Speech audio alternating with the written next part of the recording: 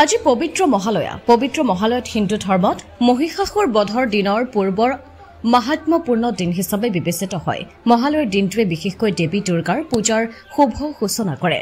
এই দিনত বিশেষ পূজা কৰি দেৱী দুৰ্গাক মৰ্ত্যলৈ আদৰণি জনোৱা হয়। যোৰহাটৰ মাজমজিয়াৰ গড়আলিত আজিৰ পুৱতি নিশাৰ পৰা সাংস্কৃতিক অনুষ্ঠানেৰে বিশেষ ৰূপত পালন কৰা হৈছে মহালয়া। পুৱতি নিশা প্ৰায় ৩ বজাৰ পৰা যোৰহাটৰ ৰাইজৰ লগতে চুবুৰীয়া জিলাৰ লোকৰো ব্যাপক ভিৰ দেখিবলৈ পোৱা গ'ল যোৰহাটৰ গড়আলিত। বিভিন্ন সাংস্কৃতিক কাৰ্যসূচী, যাত্ৰা আৰু প্ৰাতঃ ভ্ৰমণৰ উদ্দেশ্যে মানুহৰ উপস্থিতি ঘনীভূত হোৱা পৰিলক্ষিত হৈছে। এই স্থানত ঐতিহাসিক আৰু ধৰ্মীয় গুৰুত্বৰ বাবে পৰ্যটকসকলৰ ব্যাপক আগমন দেখা যায়। বিশেষকৈ মহালয়াৰ পবিত্ৰতাক উদযাপন কৰিবলৈ মানুহে ভিন্ন স্থানৰ পৰা আহি এই বিশেষ প্ৰাতঃ ভ্ৰমণত অংশগ্ৰহণ কৰিছে। স্থানীয় লোকসকলৰ মতে প্ৰতি বছৰে মহালয়াৰ দিনত গড়আলিত এই সাংস্কৃতিক আয়োজন আৰু প্ৰাতঃ ভ্ৰমণৰ পৰম্পৰা আছে। মন্দিৰসমূহত ভক্তসকলৰ সমাগমৰ লগতে সংস্কৃতিৰ সৈতে সংযোগ স্থাপন কৰাটো এই অনুষ্ঠানৰ প্ৰধান উদ্দেশ্য। সাংস্কৃতিক অনুষ্ঠানৰ ভিতৰত ভক্তিমূলক সংগীত, ধূপ-ধূনাৰ ধূপৰ সুগন্ধি গোন্ধই আলোকিত কৰি তুলিছে সমগ্ৰ পৰিৱেশ। যোৰহাটৰ পৰা অনুপম বৰাৰ ৰিপৰ্ট, পোহৰ লাইভ 8।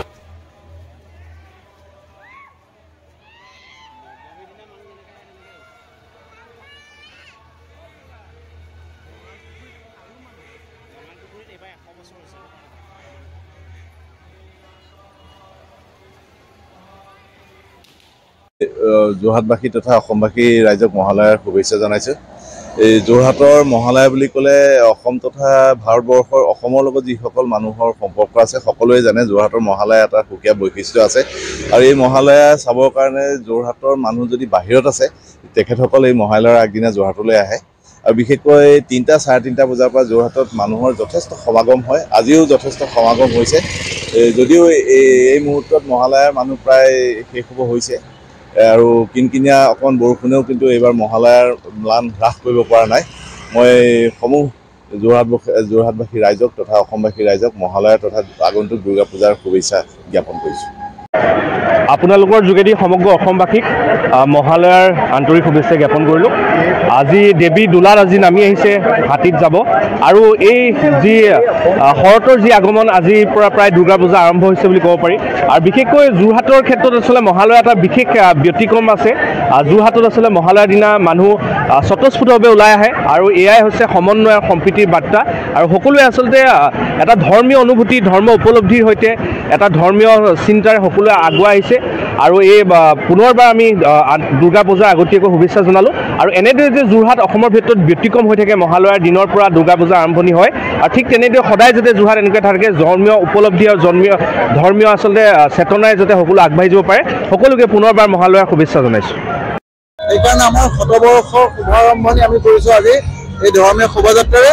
আৰু আজি জন্মভূমিৰ কাকততো আমি শতবৰ্ষৰ বিষয়ে এটি এইটো বিজ্ঞাপন আমি দি ৰাইজৰ ওচৰত প্ৰচাৰ কৰিছোঁ। আচলতে